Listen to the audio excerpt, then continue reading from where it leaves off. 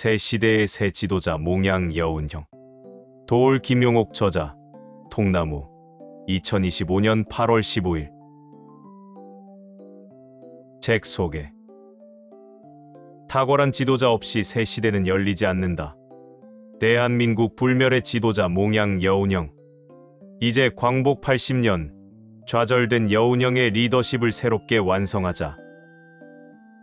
우리 민족이 일제의 강점에서 풀려난 후로 그 시대의 잘못된 역사 실타래를 바로잡으려는 민중의 노력은 줄곧 추동되어 왔지만 그것을 좌절시키려는 세력의 노력 또한 집요했다. 그 집요함이 단적으로 표출된 것이 최근 내란 사태이다. 그러나 우리는 국민 스스로 내란을 상식으로 극복하였다. 지금 우리는 새로운 나라를 만들고 있다. 새 나라의 지도자상은 어떠해야 할까? 이 책은 몽양 여운형의 삶과 비전을 그 답으로 제시한다. 흉탄으로 좌절된 몽양의 리더십을 지금 이 땅에 제대로 꽃피우게 하기 위해서다. 몽양 여운형은 우리 민족 불멸의 지도자이다. 여운형은 일제강점기와 해방 직후의 혼란기에 활동했던 선각자적 사회개혁가이며 독립투쟁에 매진한 탁월한 정치 지도자였다. 그는 국제적으로도 자이언트였다. 그의 생애는 20세기 현대사에서 민족의 독립과 통합과 도약을 위한 노력의 최고봉이었다. 저자 도올 김용옥은 이 책의 고난 속에서 항상 새 시대를 개척해 나가는 여운형의 철학사상과 그의 다양한 사회적 활동을 지도자로서의 측면에 역점을 두어 세밀하게 그려낸다. 우리는 훌륭한 사람을 훌륭하게 바라보는 시각을 가져야 한다. 위대한 몽양의 리더십은 본받아야 한다. 목차. 제한장 인트로 13. 제2장 체육과 몽양 45. 제3장 동학과 몽양 80. 제4장 30일 독립만세혁명의 세계사적 맥락 125. 제5장 몽양의 신한청년당이 30일 독립만세혁명을 주도 147. 제6장 동경제국 호텔 연설과 타이쇼 데모크라시 177. 부록 몽양 여운형 연표 219. 책 속으로. 현대사라는 것은 나의 현대적 실존을 구성하는 틀이다. 현대사가 없이는 나의 존재가 그 모습을 드러내지 않는다. 17. 현대사는 여러 가지 개념들로 구성되어 있다. 빨갱이니, 좌파니, 우파니, 민주주의니, 공산주의니, 계급이니, 혁명이니 하는 말들이 수없이 쏟아져 나온다. 그리고 이 개념들은 궁극적으로 나의 관념의 토대를 이룬다. 18. 우리의 현대사를 이해하는데 몽양만큼 손쉬운 방편이 없을 것이다. 몽양의 삶은 닫혀 있질 않다. 모든 이념의 의미를 공평하게 구현한다. 18. 해방정국에서 그 혼란을 정리하고 민족을 이끌어간 지도자로서 국민의 마음을 사로잡은 자는 여운형이었다. 23. 핸더슨은 말문을 열었다. 1948년 8월 15일 중앙청 앞에 섰어야 했던 인물은 우남이 아니라 몽양이었네. 36. 이재왕은 자연스럽게 여운형의 수행비서가 되었고 또 무도인으로서 그를 경호하는 경호실장의 역할을 담당하였다. 55. 이재왕은 광화문 근로인민당 당사에서 서울운동장으로 향하는 몽양의 관을 걸멈했다. 서울 한복판의 60만 인파, 유사일에 보기 힘든 성대한 애도의 물결이었다. 그 곁에는 손기정이 눈물을 떨구며 묵묵히 몽양의 관을 메고 따랐다. 57. 손기정은 양정고등보통학교를 다녔는데 여운형의 둘째 아들 홍구 홍지호와 동급생이었다. 72. 여규덕은 여씨 집안에서도 가장 진보적이었고 동학혁명운동을 민중의 정당한 요구로 받아들인 지식인이었다. 104. 몽양의 아버지 여정현 르르리샤는 전혀 이 집안 분위기와는 어울리지 않는 캐릭터였다. 양반과 쌍놈에 대한 규범윤리가 무조건적으로 엄정했다. 119. 할아버지 여규신은 괴팍한 신념의 사나이였지만 세속적인 욕망이 없는 정의로운 사나이였다. 143. 몽양에게 집안 노비 해방은 사회적 혁명의 실천이었고 본능적 결단이었다. 몽양은 태어나면서부터 진정한 모던 맨 모던 맨이었다. 146. 몽양은 협화 서국에서 일하는 동시에 상해거주 교민단장이 되었으며 한국 청년들의 구미 유학과 도항할선에 힘썼다. 이때 그의 주선으로 구미와 중국 각 학교에 입학시킨 학생이 300여 명, 154. 우리 민족사의 가장 혁혁한 혁명이라 할 수 있는 30일 독립만세 혁명의 주도 세력이 여운형이라는 탁월한 개인이라는 이 명백한 사실. 159. 윌슨의 특사 크레인과 신한 청년당의 당대표 여운형의 만남. 그 삶의 만남이야말로 세계사의 장창을 바꾸게 만든 혁명의 출발이었다. 170. 신한 청년당의 활약은 김규식의 파리행 이후로도 눈부신 것이다. 그들이 국제적 네트워크를 활용하여 전개한 만세혁명운동은 세계사의 유례를 보기 힘든 것이며 174. 신한 청년당의 대표로서 김규식이 파리평화회의에 가 있다는 사실의 전제가 독립운동 시위를 전 민족적으로 전개해야만 하는 당위성의 근거가 되었고 그를 지원하는 신한 청년당의 호소는 30일 독립만세혁명을 일으키는 데 주요한 동기가 되었다. 175. 일본이 조선을 병탄한 것은 동양 평화를 파괴하는 죄악의 시작입니다. 207. 그가 아무리 제국에 대하여 용납할 수 없는 계획을 하고 있었다고 해도 그를 도덕적으로 비하하고 욕하는 것은 아무래도 우리의 양심이 허락하지 않는다. 요시노 사쿠조 217. 출판사 서평. 새 시대를 열어가는 지도자의 모습은 어떠해야 하는가? 몽양은 단순한 독립운동가가 아니라 대한민국의 가능성이다. 우선 이 책을 읽으면 우리 한국인의 역량에 대해 깜짝 놀라게 된다. 역사는 도전에 대한 응전이라고도 하지만 20세기 전반기인 일제강점 시기에 이렇게 많은 위대한 인물들이 쏟아져 나와 세계를 무대로 자기 삶을 개척하고 역사의 정의를 만들어 왔는지를 알게 한다. 비록 국채는 빼앗겼지만 인물의 성장에 있어서 그 시대가 억압과 굴종만 있었던 것은 아니다.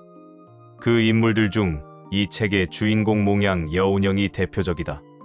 담대한 기계가 돋보이는 지도력과 지성을 겸비한 한국인이다.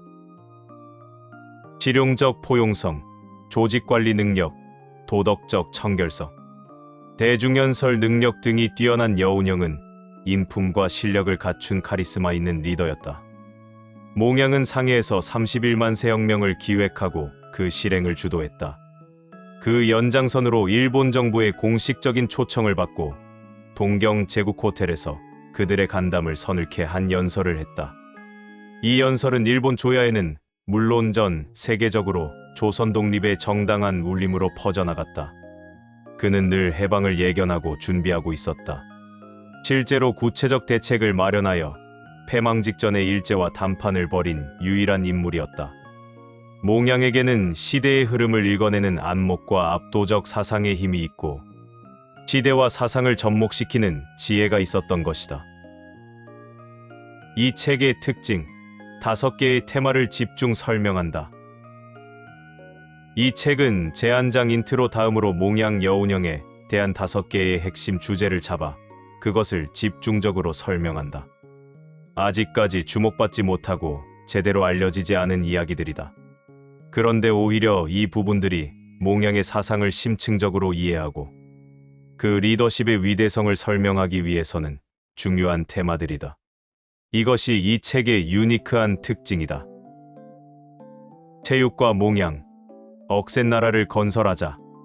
몽양의 체육 철학, 교육의 근본은 체육이다.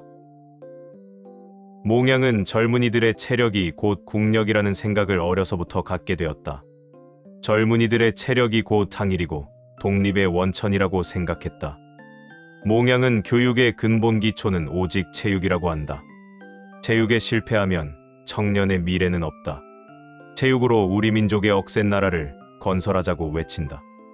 인간의 활동과 활력, 운동을 가장 중요시하는 그의 생철학의 바탕에서도 당연한 것이다. 몽양의 체육에 대한 신념은 제자 창주 이재왕을 통하여 유도대학, 용인대학교에 직접적으로 이어지고 있다.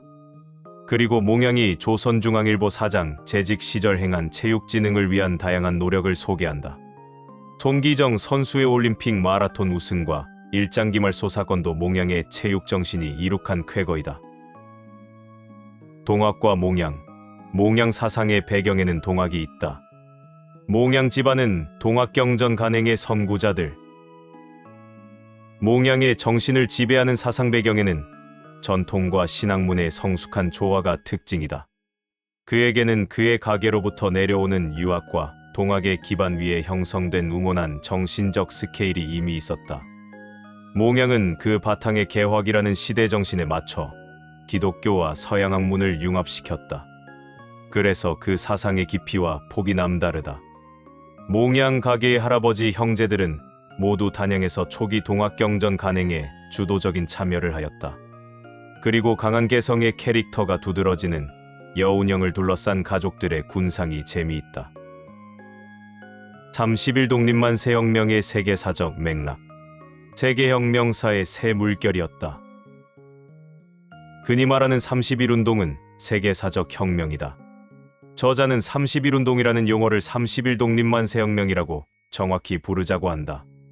자주 독립을 외치는 거족적인 한국. 민중의 함성은 탈제국주의의 보편적인 문제의식을 불러일으킨 세계사적 사건이었다. 당시는 세계 80% 이상의 육지 면적과 전 인구의 60%에 해당되는 사람들은 식민지의 상태였다. 한국의 30일 독립만세 혁명은 식민 지배를 받던 전 세계 비합방 민중에게 해방투쟁의 새로운 방식의 각성과 영감을 주었던 것이다. 인도의 간디가 일으킨 사티아그라로 불리는 영국에 대한 비폭력 저항투쟁과 일본의 야욕에 대하여 중국의 북경대 학생들이 주도하는 54운동에는 직접적인 영향을 주었다. 몽양의 깨달음이 30일 독립만세 혁명의 진원지이고 몽양의 신한청년당이 그 혁명을 주도했다. 30일만세 운동이라 하면 윌슨 미국 대통령의 민족자결주의의 선언에 고무되어 33인의 민족 대표가 서명하여 거국적인 만세를 부른 사건으로 인식하고 있다. 혁명의 전반부를 빼먹고 후반부만 가지고 스토리를 구성한 것이다. 이 독립만세 사건이 기획되는 과정은 전적으로 상해에서의 여운형이 미국 윌슨 대통령의 특사 크레인을 만나서 얻은 통찰로 시작되었다.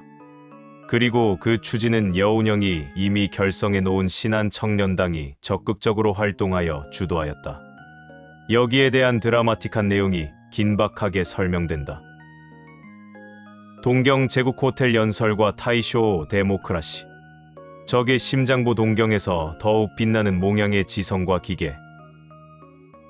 30일 독립만세 혁명이라는 세계사적 사건에 충격을 받은 일본 정부는 수개월의 조사 끝에 사태를 제대로 파악하고 그 궁극의 단 한 사람 여운형을 지목한다. 그리고 독립만세의 의미를 무마하고 그 지도력을 약화시키기 위해 그들은 공식적으로 여운형을 동경에 초청한다. 이에 타이쇼 다정 데모크라시라는 당시 분위기 속에 동경에서 담대한 기계의 33살 한국 청년 여운형의 눈부신 활약상이 펼쳐진다. 기념비적인 몽양의 장쾌한 제국호텔 연설문이 소개되고 일본 정계의 실력자들과 연쇄적인 대담을 벌여 그들을 모조리 논파해 나가는 몽양의 차원이 다른 지성을 우리는 짜릿하게 느낄 수 있다. 이 이야기가 이 책의 압권이다. 민족의 혼이 담겨있는 몽양 여운형 연표. 이 연표에 여운형의 삶이 오롯이 담겨 있다. 이 책에는 몽양의 탄생부터 그의 생애와 관계된 모든 정황이 그려지는 다양한 사건과 인물들을 알려주는 연표가 방대하게 실려 있다.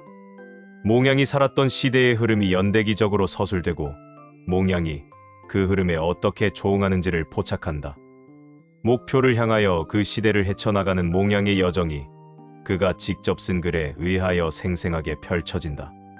각 시대에 해당 사건마다 관계된 주요 인물들의 활약이 망라되어 있다. 이 연표야말로 리얼한 여운형의 삶의 본 모습이고 우리 20세기에 살아 움직이는 역사이다. 일반적인 연표는 객관적 사건 위주의 팩트만 중시하여 건조하게 기술하곤 한다. 이와 달리 통나무의 연표는 춘추필법의 추상 같은 포평과 민족 대의의 혼이 살아있다. 가치 기준이 엄정하기로 정평이 있다. 몽양의 삶을 정확히 알자. 아는 것은 즐거운 것이다. 저자도 옳은 문명 속에 사는 인간으로서 현대사를 모르면 인간이라 말할 수 없다고 말한다. 현대사는 우리의 언어이며 문학이며 철학이며 역사다. 그러나 인류의 20세기 현대사는 여러 이유로 사실을 왜곡함으로써만 역사를 기술할 수 있었다. 우리의 현대사는 왜곡의 굴레를 통해서 굴러왔다. 하지만 왜곡은 전체를 알면 벗겨지게 되어 있다. 왜곡에서 벗어나는 길은 정확히 아는 것이다. 아는 것은 즐거운 것이다. 그 알매 중심에 몽양 여운형이 있다.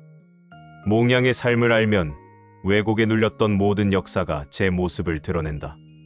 모든 미싱 링크들이 풀려나가는 것이다. 이 책의 재미는 거기에 있다. 위대한 사람을 위대하게 대접해야 위대한 역사가 생겨난다. 몽양 여운형의 지도력은 대한민국에서 계속 실현되어 가는 미래이다. 흉탄에 쓰러진 이 위대한 리더십을 지금 여기 이 땅에 소생시켜야 한다.